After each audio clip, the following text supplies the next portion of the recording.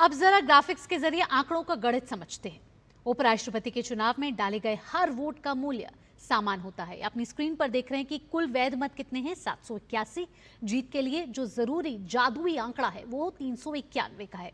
वर्तमान में आपको बता दें, लोकसभा में कितने सदस्य हैं, 542 सदस्य हैं। लोअर हाउस में 542 सदस्य हैं, वहीं राज्यसभा यानी कि अपर हाउस में 239 सदस्य हैं। आंकड़ों के लिहाज से बात करते हैं। आंकड़ों के लिहाज से एनडीए विपक्ष से काफी आगे दिख रहा है, क्योंकि दोनों सदन में एनडीए के मिला लिए जाए तो 425 सांसद हैं। वहीं इंडिया गठबंधन के 311।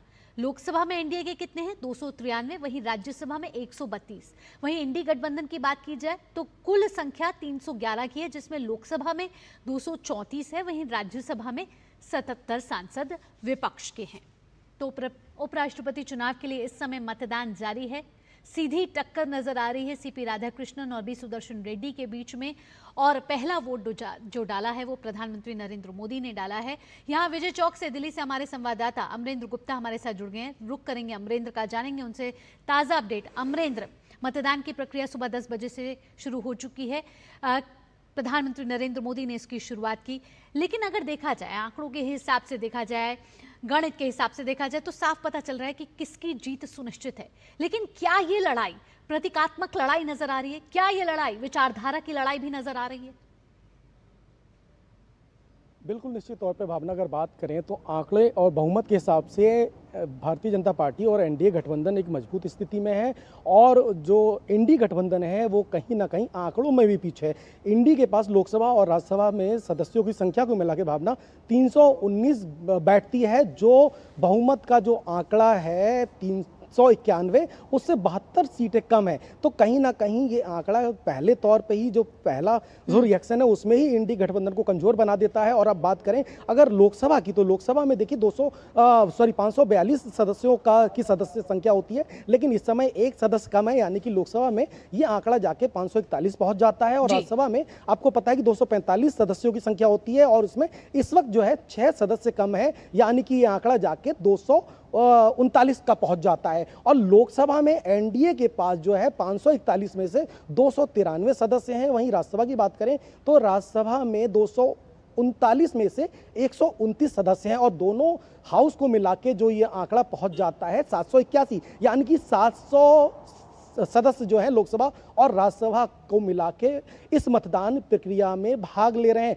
और एनडीए का जो बहुमत का आंकड़ा है वो 422 है, जो इंडी गठबंधन के 319 के आंकड़े से अलग है। ये तो मोटा तौर पे गणित हो गया। अब हम बात करते हैं जो पार्टी इसमें एब्स्टेंट रहने वाली है भावना, उसमें जो है केसीआर की पार्टी जो है वो बीआरएस एक रीजनल पार्टी है, और उसके पास लोकसभा और राज्यसभा में 11 सदस्यों की संख्या है, जिसमें 7 जो है लोकसभा में है और 4 सदस्य जो है राज्यसभा में। इसके बाद नवीन बाबू की जो पार्टी है बीजू जनता दल, उसके 8 सदस्य और शिरोमणि अकाली दल का 1 सदस्य इस मतदान प्रक्रिया में हिस्सा नहीं ले रहे हैं। यानी कि कहीं ना कहीं ये संकेत देता है कि वो इंडी गठबंधन के साथ भी नहीं है और एनडीए के साथ भी नहीं है। दूसरा एक आंकड़ा जो रीजनल पार्टी का आता है वो जगन मोहन रेड्डी की पार्टी वाईआरसीपी है। वाईआरसीपी, अगर आपको याद होगा कि पिछले चुनाव में भी एनडीए के साथ थी, जबकि स्टेट में चंद्रबाबू नायडू भारतीय जनता पार्टी और जनसेना की आंध्रा में सरकार है, लेकिन जगन मोहन रेड्डी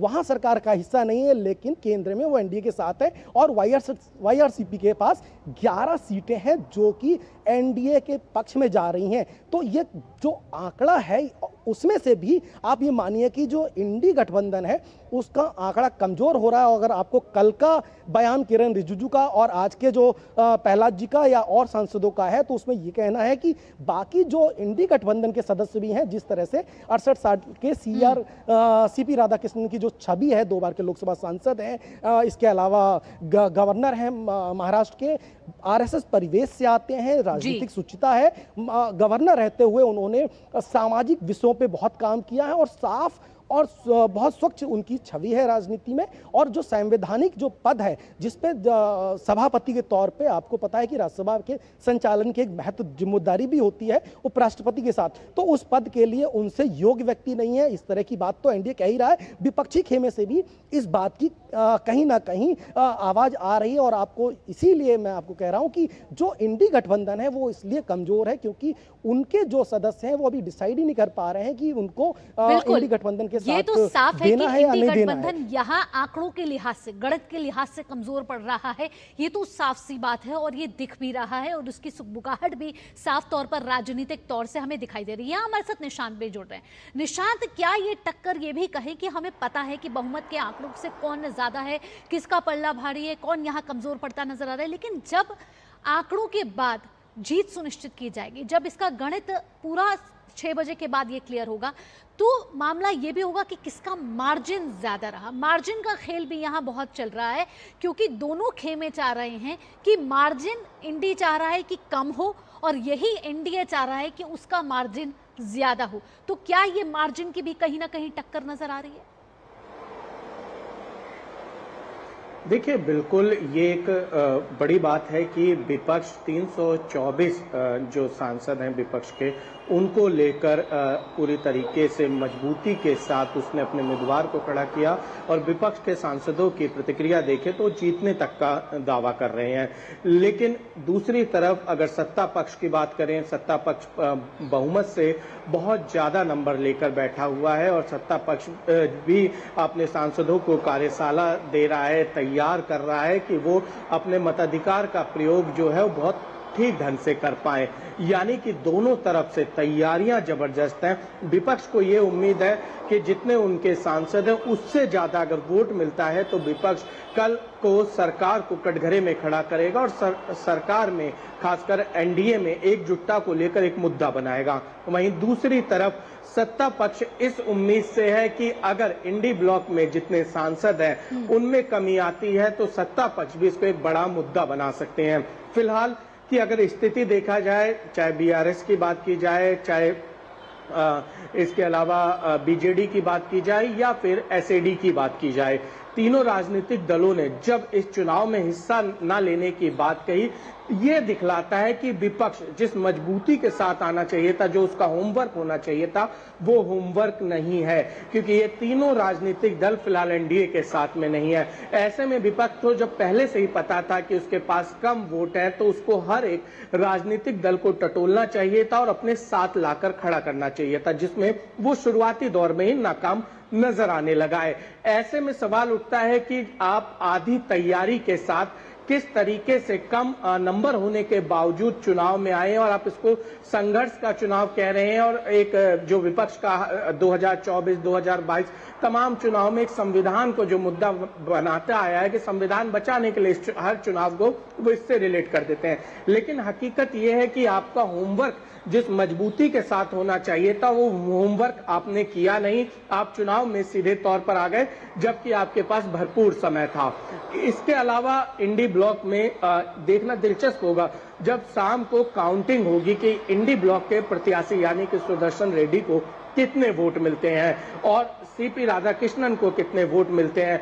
अगर सीपी राधाकृष्णन को एनडीए से के जो आंकड़े हैं उससे ज्यादा वोट मिलते हैं तो ये राहुल गांधी की चिंता जरूर बढ़ाएगा और पूरे विपक्ष की ये चिंता जरूर बढ़ाएगा कि आधी अधूरी तैयारियों के साथ जो एनडीए के साथ ही नहीं थे उनको आप अपने खीमे में नहीं खींच पाए। चलिए, मंथन तो बाद में होगा जब गिनती शुरू होगी और नतीजे आएंगे। ऐसे में हमारे साथ निशांत अमरेंद्र भी जुड़े हैं। अमरेंद्र, है तो ये संवैधानिक पद की टक्कर, संवैधानिक पद का चुनाव है, लेकिन राजनीतिक लिहाज से भी बड़ा महत्वपूर्ण हो जाता है। कहा जा रहा है कि दक्षिण बनाम दक्षिण की भी टक्कर है क्योंकि दोनों दक्षिण से आते हैं। ऐसे में अगले साल तमिलनाडु में भी विधानसभा चुनाव होने हैं, तो क्या उस लिहाज से, राजनीतिक लिहाज से भी ये चुनाव बेहद महत्वपूर्ण माने जा रहा है?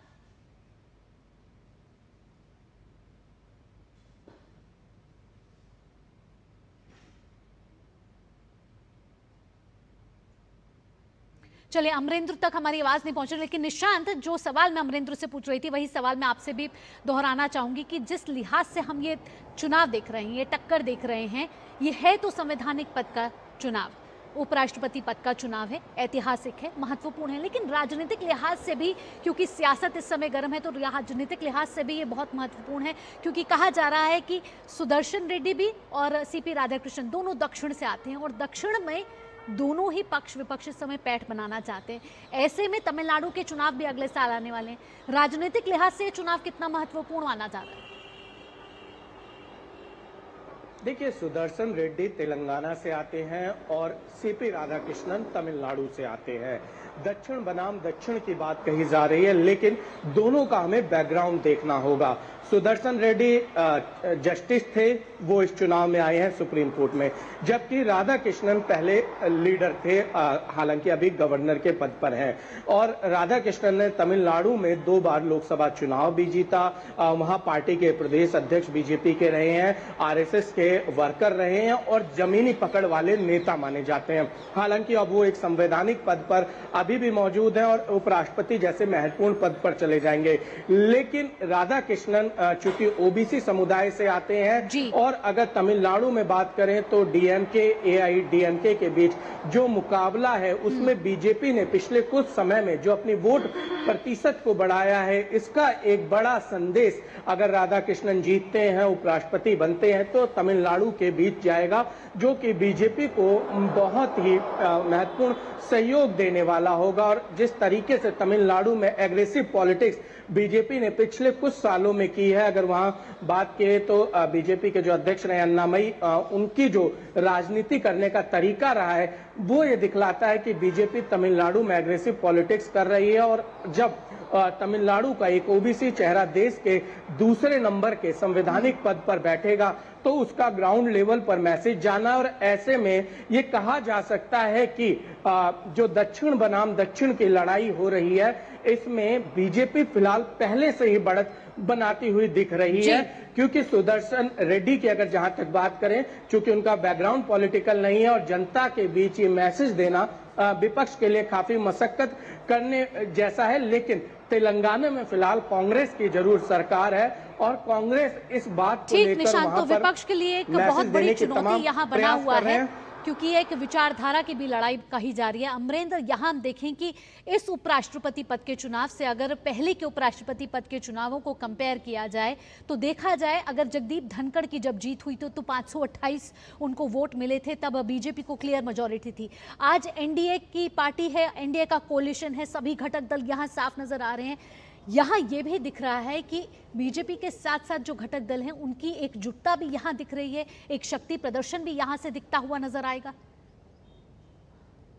भावना, अगर हम बात करें आज से 11 साल पहले जब प्रधानमंत्री नरेंद्र मोदी की अगुवाई में सरकार बनाई गई एनडीए की, तब से लेके इन 11 सालों में अगर आप देखिए तो कहीं ना कहीं एनडीए जो है लगातार मजबूत हुआ है और मजबूती से राजनीतिक सुचिता की बात करता रहा है। सरकार के कामों से भी उसकी झलक मिली है। और अगर हम इसी दौरान में 2 उपराष्ट्रपति चुनाव को देखें, जिसमें हम बात करें 2017 की या 2022 की, भावना आपको याद होगा पिछले चुनाव में आपने भी कवर किया है, और जब उपराष्ट्रपति जगदीप धनखड़ का जो चुनाव था 2022 में, उस दौर का अगर परिदृश्य मैं याद कर पा रहा हूं तो उस वक्त भी विपक्ष ने अपना कैंडिडेट उतारा था और इस बात की खास तौर पर दुहाई दी जा रही थी कि एनडीए को हम किसी भी तरह से इस चुनाव में हरा देंगे। और जो गणित था उस वक्त भी एनडीए के पास कम था और एनडीए का बहुमत का आंकड़ा बहुत ज्यादा था। और अब जब वोटिंग स्टार्ट हुई 10 बजे से 5 बजे तक, और जब 6 बजे की काउंटिंग के बाद से आपने देखा कि जो रिजल्ट आए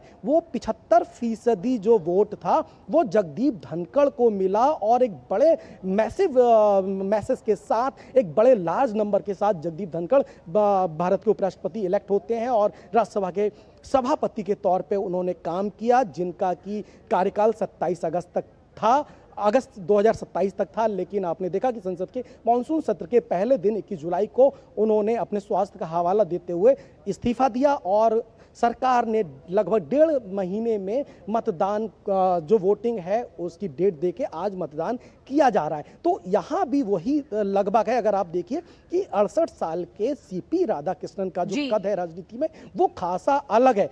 देखिए, आरएसएस परिवार से आने के नाते वो लगातार वो संघ की विचारधाराओं पे पे काम करते रहे, सामाजिक सुचिता की बात करते रहे, 2 बार के लोकसभा सांसद है और गवर्नर के तौर पे अगर देखें महाराष्ट्र के गवर्नर के तौर पे भी उनका कार्य खासा बिल्कुल, प्रधानमंत्री ऐतिहासिक नरेंद्र माना जा मोदी रहा से है। लेकर और किरेन यही रिजिजू तक कह चुके हैं कि बेहद ही सरल इंसान है और इनसे योग्य कोई प्रत्याशी हो नहीं सकता था। संसद भवन परिसर से इस समय हमारे संवाददाता राजेश राज जुड़ गए हैं। ताजा अपडेट दीजिए राजेश, अब तक कितने सांसदों ने अपना मताधिकार का प्रयोग कर दिया है? और अगर पिछले उपराष्ट्रपति चुनाव की प्रक्रिया की बात करें यहाँ पर और इस बार की प्रक्रिया की बात करें तो क्या कहा जाए, पहले से ज्यादा सरल और गतिशील हो गई है? क्योंकि कई चेंजेस यहाँ पर करते हुए नजर आ रहे हैं, सांसद क्रमबद्ध तरीके से यहाँ आ रहे हैं और अपना मताधिकार का प्रयोग करके निकलते हुए जा रहे हैं। देखिए बाबा, प्रधानमंत्री नरेंद्र मोदी के मताधिकार के साथ ही संसद भवन परिसर में मतदान की जो प्रक्रिया है वो शुरू हो गई है और तमाम जो राजनेता हैं, चाहे वो पक्ष के हों विपक्ष हों, वो तमाम राजनेता संसद परिसर पहुंच रहे हैं अपने मताधिकार का प्रयोग करने के लिए। हमने नितिन गडकरी यहाँ पर मतदान करते हुए देखा, डॉक्टर जितेंद्र सिंह समाजवादी पार्टी से, शिक्षा मंत्री धर्मेंद्र प्रधान, टेक्सटाइल मंत्री गिरिराज सिंह को हमने वोटिंग के लिए देखा। राहुल गांधी जो लोकसभा में विपक्ष के नेता हैं, कहा जा रहा था कि वो शायद विदेश में है, शायद वो वोटिंग के लिए नहीं आएंगे, लेकिन उन्होंने यहाँ आकर के मताधिकार की जो प्रक्रिया है उसको पूरी की है। विपक्षी सांसदों से हमने कई बार सवाल पूछे, हमने कहा कि क्या ये दक्षिण बनाम दक्षिण की लड़ाई है? उन्होंने इस बात को साफ तौर पर नकारा और साफ तौर पर ये कहा कि ये दक्षिण बनाम दक्षिण नहीं, बल्कि सिर्फ और सिर्फ उपराष्ट्रपति पद के उम्मीदवार के लिए ये मताधिकार का प्रयोग किया जा रहा है, उसकी लड़ाई है। हालांकि केंद्रीय मंत्री गिरिराज सिंह से जब हमने कहा कि ये दक्षिण बनाम दक्षिण की लड़ाई है, तो उन्होंने साफ तौर पर कहा कि हमारे जो दक्षिण के प्रत्याशी हैं सीपी राधाकृष्णन वो असली हैं और कांग्रेस के प्रत्याशी जो सुदर्शन रेड्डी हैं वो नकली प्रत्याशी हैं। लेकिन विपक्ष के लोगों का कहना है कि ये लोकतांत्रिक मूल्यों वाला दुनिया का सबसे बड़ा लोकतांत्रिक देश है, जहां पर राष्ट्रपति या उपराष्ट्रपति के चुनाव में बहुत सारी गरिमाओं का ख्याल किया जाता है। लिहाजा हम लोकतांत्रिक मूल्य की रक्षा के लिए विपक्ष ने अपना उम्मीदवार दिया है, क्योंकि जितना सत्ता का महत्व है उतनी ही विपक्ष की भी भागीदारी होनी चाहिए, विपक्ष की अपनी भूमिका होती है। लिहाजा वोटिंग की जो प्रक्रिया है वो काफी आगे बढ़ रही है। राज्यसभा कार्यालय की तरफ से, जो राज्यसभा सचिवालय है उसके तरफ से आधिकारिक रूप से बताया प्रयोग पाया है, लोग बचे तब जानकारी जो है वो पब्लिक डोमेन में आ सकेगी। बहरहाल काफी गहमागामी और काफी भीड़ संसद भवन परिसर में देखी जा रही है। सत्ता और विपक्ष दोनों के जो सांसद हैं वो मताधिकार के लिए बड़ी तादाद में यहाँ पर पहुंच रहे हैं। बिल्कुल, यही लोकतंत्र की खूबसूरती और सांसदों में उत्साह भी साफ तौर पर यहाँ देखा जा रहा है। राजेश, जिस तरीके से हमने देखा और इसके रूल ये कहते हैं कि कोई भी पार्टी अपने विप नहीं जारी कर सकती, ऐसे में भी सुदर्शन रेड्डी का कहना है कि आप अपनी अंतरात्मा को सुनिए और फिर अपने मताधिकार का प्रयोग करके आइए। तो इस अंतरात्मा के जरिए क्या वो एक संदेश ये भी देना चाह रहे हैं कि चाहे आप दूसरे खेमे में हो लेकिन आप अपनी अंतरात्मा को सुन के आप इस खेमे की तरफ जुड़ जाइए? तो एक क्रॉस वोटिंग का सस्पेंस भी यहाँ बरकरार है अभी भी।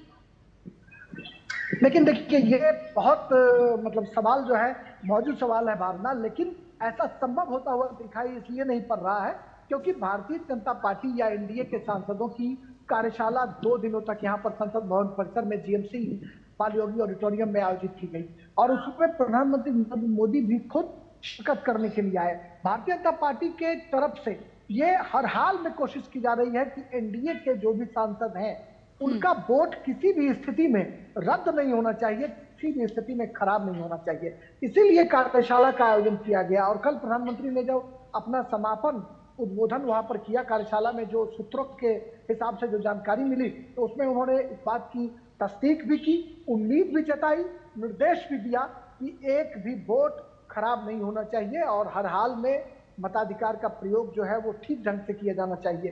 क्योंकि कई बार ऐसा देखा जाता है कि जो पर जो मतदान की प्रक्रिया होती है उसमें गलत टिक लग जाता है या गलत तरीके से मतदान की प्रक्रिया हो जाती है। तो निश्चित तौर पर एनडीए की कोशिश है कि चाक चौबंद तरीके से वोटिंग का काम संपन्न कराया जाए। वहीं कांग्रेस के प्रत्याशी अंतरात्मा को टटोल रहे हैं। तो मुझे वो वाकया याद आ रहा है भावना, जब विश्वनाथ प्रताप सिंह जो 1989 में देश के प्रधानमंत्री बने थे, मंडल कमीशन लागू होने के बाद जब भारतीय जनता पार्टी ने अपना समर्थन वापस लिया था और जब संसद में वो विश्वास मत पर वोटिंग के लिए आए थे, तो उस समय विश्वनाथ प्रताप सिंह ने भी यही कहा था कि लोग अंतरात्मा की आवाज पर वोटिंग करें। उन्हें भी उम्मीद थी कांग्रेस के जो ओबीसी सांसद हैं या एससी सांसद हैं वो उनके पक्ष में मतदान करेंगे, लेकिन ऐसा हुआ नहीं। हालांकि वहां पार्टी व्हिप भी होती है, लेकिन इस चुनाव में पार्टी व्हिप जो है वो जारी नहीं करती है, ना ही एनडीए की तरफ से, ना ही यूपीए की तरफ से, ना ही कांग्रेस की तरफ से। ऐसे में एक भरोसा, उम्मीद विपक्ष के जो प्रत्याशी हैं वो मन में पाल उन्होंने जरूर रखा है, लेकिन जिस तरीके से एनडीए का अपना कार्यशाला हुआ है और जिस तरीके से चाक चौबंद तरीके से वोटिंग कराने का ऐलान किया गया है, ऐसे में मुझे ये बिल्कुल नहीं दिखाई पड़ता है कि किसी भी तरह की क्रॉस वोटिंग जो है वो हो सकती है। उपराष्ट्रपति पद के चुनाव के लिए इस समय मतदान की प्रक्रिया सुचारू रूप से चल रही है। राजेश, साफ तौर पर दिख रहा है कि सभी सांसदों में उत्साह दिख रहा है और लोकतांत्रिक का जो व्यवस्था है उसमें किस तरीके से अपने मताधिकार का प्रयोग किया जाए, ऐसे में सभी सांसद कतारबद्ध तरीके से आते हुए और अपने मतों का प्रयोग करते हुए यहाँ नजर आ रहे हैं। फिलहाल 5 बजे तक वोटिंग होनी है, उसके बाद 6 बजे से गिनती शुरू होगी और करीब 2 घंटे में ये पता चल जाएगा कि देश को अगला राष्ट्रपति कौन, उपराष्ट्रपति कौन मिलने वाला है। फिलहाल राजेश, अमरेंद्र और निशांत, तमाम जानकारियों के साथ आपका बहुत बहुत धन्यवाद। आगे भी आपसे अपडेट लेते रहेंगे।